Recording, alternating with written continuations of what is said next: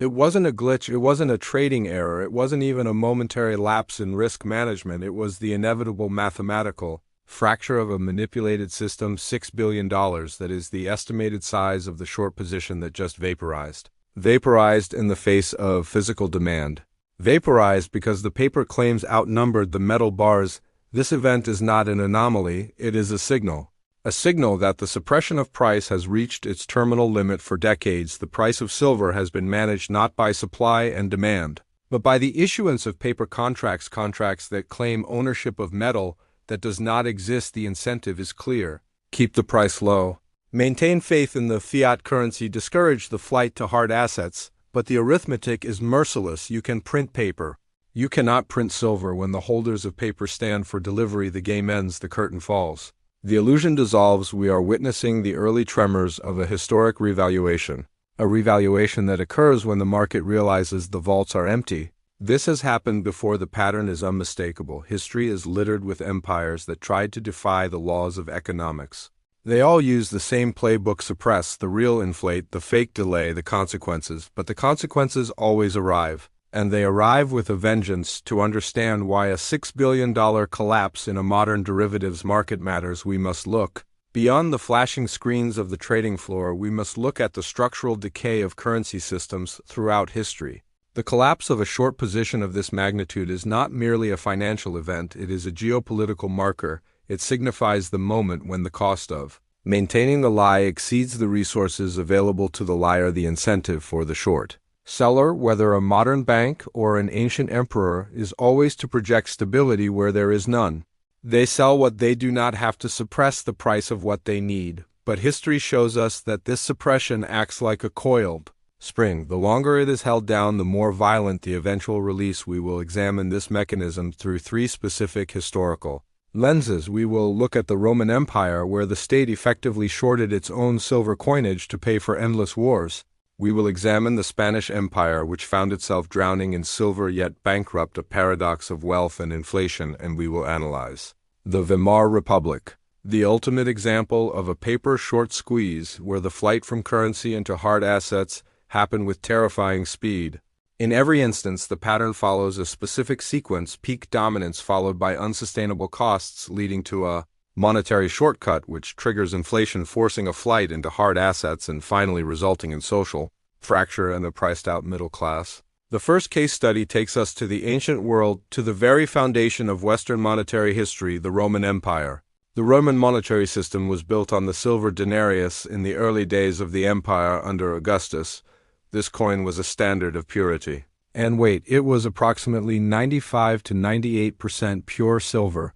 It was the dollar of its day, the reserve currency of the Mediterranean. A soldier could trust it, a merchant in Alexandria could accept it from a trader in Gaul without hesitation.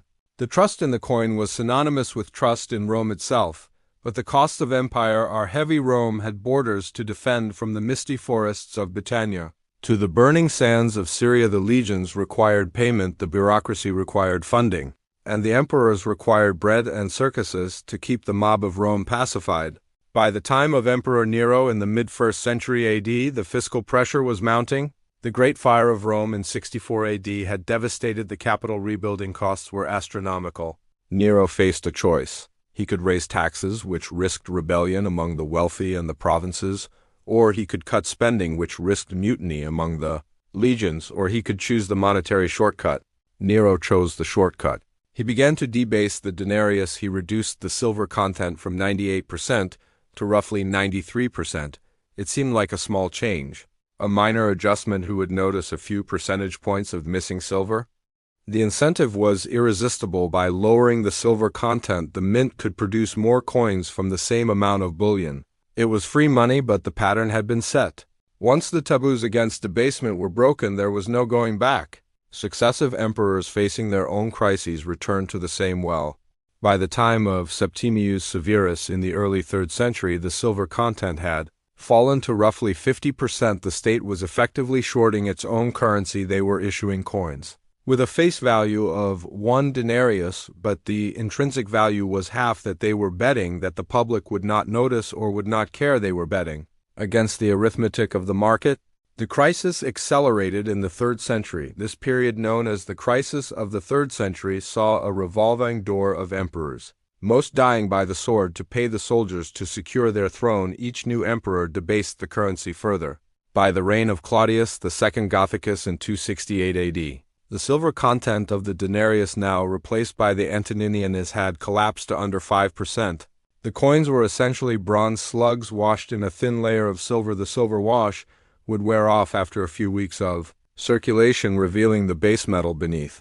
The fraud was visible to the naked eye. Think about the human element here. Consider a Roman legionary stationed on the Danube frontier. His life is hard, the winters are brutal, the barbarian tribes are constantly probing the defenses. He fights for Rome because he is paid, but now the coins he receives are worthless. He goes to the local market to buy extra grain, or a new pair of boots. The merchant looks at the coins and shakes his head. The merchant knows the emperor is lying. The merchant demands 3 times as many coins as he did last year. The soldier is furious. He feels cheated. His loyalty to Rome begins to fracture. This is the mechanism of social decay. When the money dies, the social contract dies with it. The inflation that followed was not linear, it was exponential. The state tried to fight the market with force. In 301 AD, Emperor Diocletian issued the Edict on Maximum Prices. This was a massive bureaucratic attempt to freeze the economy in place. The edict listed thousands of goods from wheat to beer to lions for the arena and set a maximum price for each. It also set maximum wages for every profession from farm laborers to scribes. The penalty for violating the edict was death. The result: the economy collapsed. Merchants simply stopped selling goods.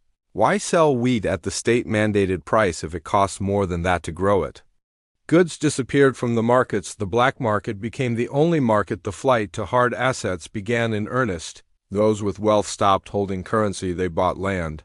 They bought gold. They moved to their country estates, fortifying them against the chaos. The middle class, the shopkeepers, the artisans, the small landowners was wiped out. They could not hedge against the inflation. They were priced out of existence. The complex urban economy of Rome disintegrated into a localized feudal subsistence economy. The short position against reality had collapsed. Just like Rome, the Spanish Empire in the 16th and 17th centuries found itself in a monetary trap of its own making. But where Rome suffered from a lack of silver, Spain suffered from a chaotic abundance of it, coupled with a fundamental misunderstanding of what wealth actually is. Following the discovery of the New World, Spain stumbled upon the greatest source of silver the world had ever seen, the mountain of Potosi in present-day Bolivia. In 1545, a local shepherd dissevered the silver veins. Within decades, Potosi became one of the largest cities in the world, a hellish industrial complex dedicated to extraction. The introduction of the mercury amalgamation process allowed the Spanish to extract silver from lower-grade ores with terrifying efficiency. The Spanish treasure fleets, the Flota de Indias, began to ferry thousands of tons of silver across the Atlantic to Seville. The Spanish crown believed they had discovered the ultimate source of power. They believed that silver itself was wealth. The incentive was to use this silver to fund their geopolitical ambitions: the wars against the Protestants in the Netherlands, the wars against the Ottomans in the Mediterranean, the Armada against England. They spent the silver before it even arrived. They borrowed heavily from Genoese and German bankers, pledging the next fleet's cargo as collateral, but they had made a fatal error. They neglected their domestic production. Why make cloth in Castile when you can buy it from Flanders? Why grow grain when you can import it? Spain effectively shorted its own industrial capacity. They bet that the flow of silver would never end and that it would always command the same purchasing power, but the arithmetic is merciless. As the supply of silver in Europe exploded, a phenomenon known as the price revolution, the value of silver began to plummet. Prices in Spain skyrocketed. A bushel of wheat that cost a few maravedis in 1500 cost many times that by 1600. The inflation radiated outward from Seville to the rest of Europe, but it hit Spain the hardest. The influx of money did not make the average Spaniard richer. It made life unaffordable. The hidalgo, the minor nobleman living on a fixed rent, saw his income evaporate. In real terms, the peasant saw the price of bread climb beyond reach. The crown, despite owning the mines, went bankrupt. King Philip II, the most powerful man in the world, declared state bankruptcy in 1557-1575. 1596 and 1607, think about the scale of that failure. The owner of the world's money supply could not pay his bills. Why? Because the cost of his wars, the cost of his imperial overhead rose faster than the silver could be extracted. The market repriced. The silver of the short position was the belief that political will could override economic reality. The reality was that silver, when printed or mined in excess without matching industrial production, becomes just another commodity. The Spanish economy was hollowed out. The flight to hard assets took the form of the church and the nobility accumulating vast tracts of land, while the productive economy withered. Spain entered a long, slow decline, a zombie empire propped up by inertia, while the productive centers of power shifted north to England and the Netherlands. Just like Spain, the Weimar Republic in early 20th century. Germany provides the most visceral example of a short squeeze on a currency. This is the case study that haunts central bankers to this day. It is the modern template for hyperinflation. In 1914, Germany went off the gold standard to fund World War I. They expected a quick victory. They funded the war entirely through debt, and the printing press expecting to pay it back with reparations. From the defeated allies, the incentive was survival, but they lost. And the Treaty of Versailles imposed crushing reparations on a shattered economy. The French occupied the Ruhr industrial region in 1923 to extract payments in coal and steel. The German government made a choice. They could not tax the people enough to pay the reparations and the striking workers in the Ruhr, so they chose the monetary shortcut. They printed money to pay the workers to stay home. They effectively shorted the mark. They sold the mark to buy time. The speed of the collapse was breathtaking. In January 1923, a loaf of bread cost 250 marks. By September, it cost 15 million marks. By November 1923, at the peak of the madness, a loaf of bread cost 200 billion marks. The printing presses could not keep up. They were overprinting old notes with red ink, adding zeros.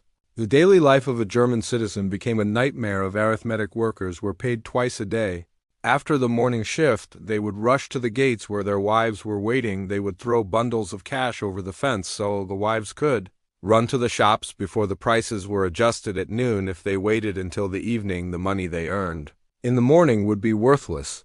This was the Flucht und die Sachwert, the flight into hard assets. No one wanted money, everyone wanted things. A piano, a sack of potatoes, a pair of shoes, a silver spoon, anything that held value.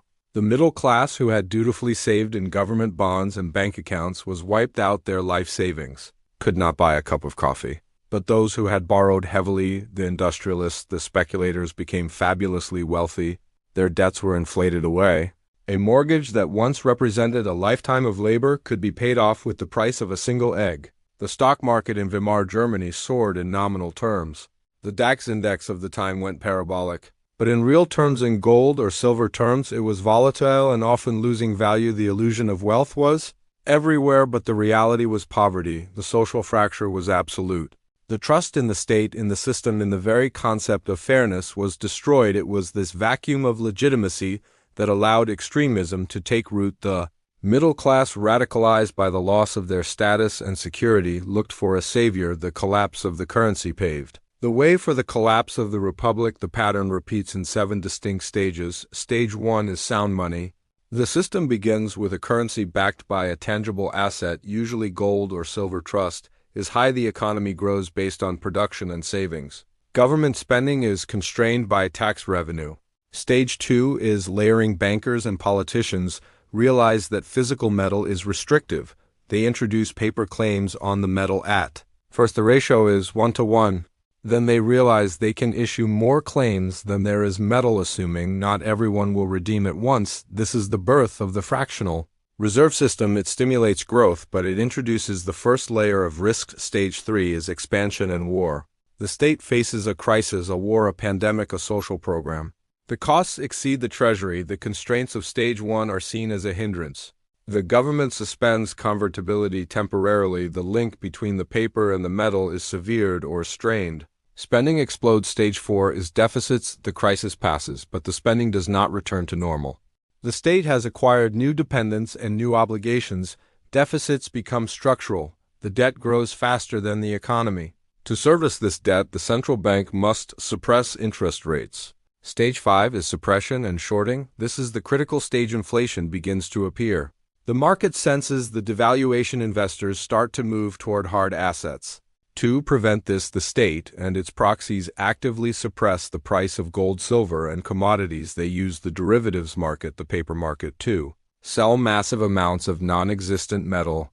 This creates the illusion that the currency is strong and the metal is weak. This is the short position they are shorting. Reality. Stage 6 is the break. The physical market disconnects from the paper market. The demand for the real asset overwhelms the supply of the paper. Promises the premiums for physical delivery soar. Exchanges face default or force cash settlement, admitting they do not have the metal. The $6 billion collapse we are seeing now is the hallmark of Stage 6. The dam cracks. Stage 7 is revaluation. The currency is forced to reprice against real assets. The price of silver, gold, land, and commodities explodes in nominal terms. Wealth is transferred from creditors, who hold paper, to debtors and holders of real assets. The system is reset, often with a new currency or a new backing. Just like Weimar Germany in 1923, the modern financial system is currently navigating the treacherous waters of Stage 6. The warning signs are flashing red. Current data suggest we are witnessing a structural break in the silver market. The Silver Institute reports consecutive years of massive structural deficits. Industrial demand is not slowing down, it is accelerating. Solar panels, electric vehicles, 5G electronics. The green economy is built on silver. It is the most conductive metal on Earth. There is no substitute yet. For years, the price has been held down. How? Through the COMEX and the London Bullion Market Association, LBMA. The volume of paper silver traded daily dwarfs the annual production of every mine on the planet. Estimates range, but it is often cited that for every ounce of physical silver in the vaults, there are hundreds of paper claims. Trading hands. This is the $6 billion short. It is a bet that industrial users and investors will be satisfied with paper exposure and will never demand the metal, but the incentive structure has shifted as geopolitical tensions rise. Nations and heavy industry are demanding physical delivery. They don't want the contract, they want the metal in the warehouse. The recent collapse of the short position indicates that a major player was forced to cover. They had to buy back their paper bets because the physical metal was being drained. Critics will argue that this is just normal market volatility. They will say that the derivatives market provides liquidity and that the paper short theory is a conspiracy. But look at the arithmetic. When demand exceeds supply for 3 years running and inventories at the COMEX and LBMA are drawing down to historic lows, the price should rise. If it doesn't, it is being suppressed, and suppression requires energy. It requires capital. When that capital runs out or when the risk becomes too high, the suppression fails. The rational move for any entity holding paper silver now is to convert it to physical before the music stops. The risk is counterparty failure. The risk is being left with a cash settlement in a currency that is rapidly losing purchasing power. There are 3 potential endgames. The first is controlled decline. The central banks manage a slow devaluation of the currency. They allow silver and gold to rise gradually, easing the pressure without crashing the system. This is the soft landing scenario. History suggests this is rare. The momentum of debt and inflation is usually too hard to break gently. The second is chaotic collapse. The short squeeze is violent. A major bullion bank fails. The exchanges declare force majeure. The price of silver goes vertical not because of speculation, but because no one is selling physical metal at any price. The currency loses trust rapidly. Supply chains fracture. This is the Weimar scenario. The third is reset and restructure. Faced with the collapse of the paper market, governments intervene. They may close the exchanges, declare a bank holiday, and revalue gold and silver overnight to a much higher price to recapitalize their balance sheets. They launch a new currency, perhaps ACBDC, partially backed by these revalued assets. This is the 1934 scenario when the U.S. revalued gold from $2,067 to $3,500. In 1933, Franklin D. Roosevelt confiscated gold. In 1971, Nixon closed the gold window. In both cases, the rules were changed overnight to protect the state from the consequences of its own math. The pattern is clear. The suppression of the silver price was a temporary anomaly, a dam built against a rising river. The river has now crested. The short sellers have been caught. The shift from paper to physical is underway. The only variable is timing and pain. Subscribe to the channel. Prepare your mind. Understand the difference between value and price. Watch the inventory data, not just the spot price. Resilience is not about predicting the exact day of the crash, it is about being positioned so that the crash does not wipe you out.